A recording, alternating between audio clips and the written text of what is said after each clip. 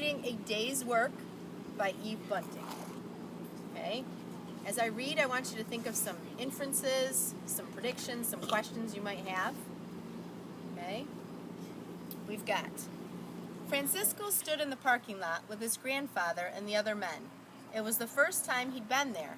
A truck cruised along, slowed. The driver held up 3 fingers. "Bricklaying. I need 3 men," he called. 5 men jumped in the back. "Only 3, the driver said, and 2 had to get out. The workers left in the parking lot grumbled and shuffled around. Francisco's grandfather shivered. "Es frio," he said. "It's cold because it's still early. It'll be hot later, you'll see," Francisco said in Spanish. "Why did you bring a kid?" one of the men asked. "No one will hire you with a kid. He belongs in school." "It's Saturday," Francisco said. "My abuelo, my grandfather, does not speak English yet. He came to California only 2 days ago to live with my mother and me." Francisco swallowed. "We've been alone since my father died. I'm going to help my abuelo get work." He took his grandfather's cold, rough hand and smiled up at him. Abuelo was tall and skinny as an old tree. Already Francisco loved him. When there was money to spare, they'd get him a jacket like Francisco's, with sleeves long enough to cover his hands, and an LA Lakers cap like Francisco's too. A van was coming. "Benjamin's Gardening" was printed on the side. Francisco let go of his grandfather's hand. He darted through the swarm of men and was right in front of the van when it stopped. "1 man," the driver said, "for gardening." He was young, with a thick black mustache, and he was wearing an LA Lakers cap like Francisco's. Maybe cleaner. It must be an omen, Francisco thought. "Take us, Mr. Benjamin, us!" Francisco pointed back at his grandfather. He tilted his own cap over his eyes. "Look, we love the Lakers too! And my grandfather's a fine gardener, though he doesn't know English yet. The gardens are the same, right? Mexican and American?" Francisco waved urgently for his grandfather to come. "Also, you will get 2 for 1, he said. I don't charge for my work." The man grinned. "Okay, I'm convinced. But I'm not Mr. Benjamin. Call me Ben." He motioned to Francisco. "You and your grandfather jump in back. $60 for the day." Francisco nodded. His breath was coming fast. That was much for a day's work. Mama would be so happy. Her job didn't pay much. There'd be extra food tonight. Maybe Cheerios. He pulled open the back door, threw in the bag of lunch Mama had packed, and hurried his grandfather into the van ahead of him. A big tough guy tried to get in too. Francisco pushed him back. He was tough. He was a worker. "It is gardening," he told Abuelo as the van pulled away. "But I do not know gardening. I am a carpenter. I have always lived in the city." "It's easy," Francisco waved through the window at the passing cars. "Flowers, roses, things like that." He raised his cap to a lady in a car. "Senora?" he said politely, though she couldn't hear. The van turned off the freeway onto a winding road and stopped. A sloping bank led up to the backyards of new houses.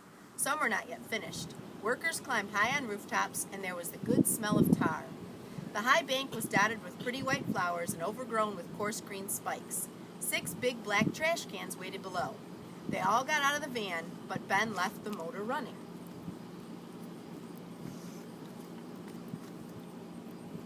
"I need you to weed this bank," he told Abuelo. "Be sure to get the roots." He pointed to the cans. "Dump them here." "Good, fine." It was Francisco who answered. "I have another job to go to," Ben said. "I'll pick you up at 3. It'll be hot. Your grandfather will need a hat." He took a straw one from the van. "Gracias," Abuelo said. "See you guys then. Work hard. Have a nice day."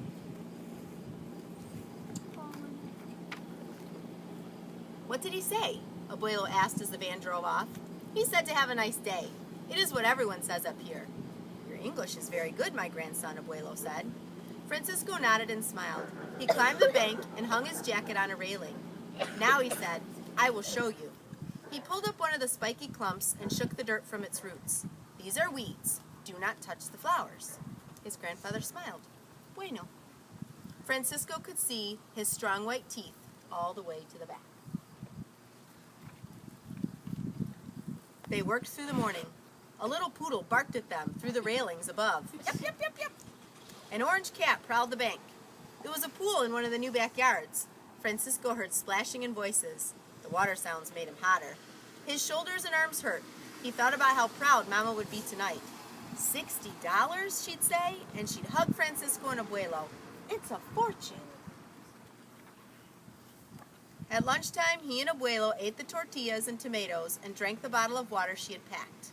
In another hour, they were finished. The bank looked so nice with just the brown dirt and the pretty flowers. Muy bonito, Abuelo said. And Francisco said, yes, beautiful. He and his grandfather shook hands. Francisco thought he'd never felt so good. He'd helped his grandfather, and he'd worked himself. They sat on the curb to wait for the van, and when it came, they stood and brushed the loose dirt from their clothes. Ben got out and stared up at the bank. Holy Toledo, he said. You didn't think we could do such a good job, Francisco wanted to laugh. Ben seemed so shocked. Francisco gave a little jump and pretended to slam dunk a ball. Like the Lakers, we work hard. I can't believe it, Ben whispered. You took out all the plants, and you left the weeds. Francisco stepped closer to Abuelo. But the flowers, he began. Ben pointed. Those flowers are chickweed. Chickweed. You took out my young ice plants. He yanked off his Lakers cap and slammed it against the van. What is it? Did we do something wrong? Abuelo whispered in Spanish, and Francisco said in Spanish to Francisco. Ben's mustache quivered with anger. I thought you said your grandfather was a fine gardener. He doesn't even know chickweed. Did it run out? Yeah, we're so far. Okay. Abuelo looked from one of them to the other. Tell me what's happening, Francisco, he said. We left the weeds. We took out the plants, Francisco said softly in Spanish. It was hard to look at his grandfather as he spoke. He thought we knew about gardening, Abuelo said. His Spanish was fast and angry. You lied to him. Isn't that so? We needed a day's work. We do not lie for work.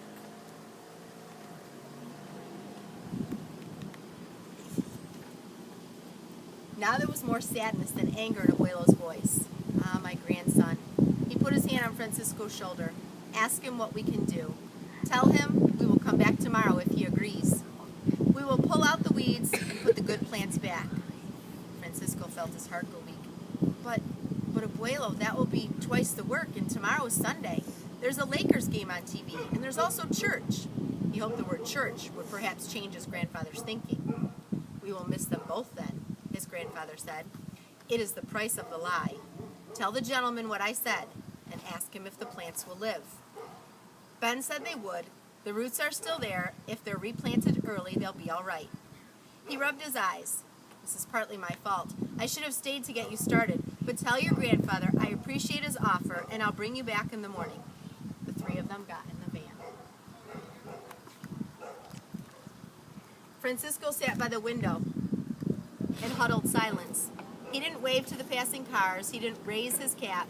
He'd helped his grandfather find work, but in the end, the lie had spoiled the day. His throat burned with tears. The parking lot was empty. The trash can overflowed with used paper cups and sandwich wrappings. Ben let them out.